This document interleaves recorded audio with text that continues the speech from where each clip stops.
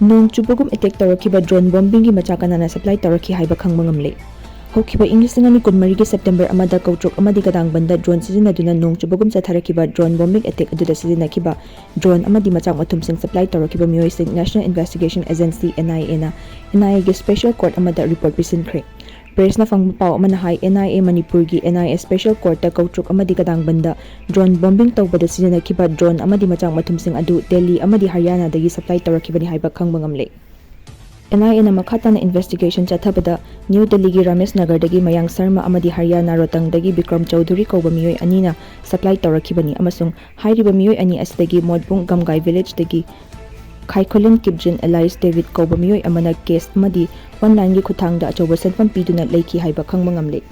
Ningsingba yabadi hokiba English ngani kunmari gi September amada Koutrukta Kadangban amadi Sanjan Chirangda Kuki military haina chingnabasingna chatharakiba drone bombing gi attack tangangbom Surbila Devi chahi 38 kaubi nupi ama leikida bagaloina piklibi macha nupi masagi chahi 3 tangaribi angang nupi macha amaso asok apan nangkibani thadagi September 10 dagi thodok asigi matangda NIA na case ama register tawduna ngasi fawa investigation chathaduna lakibani.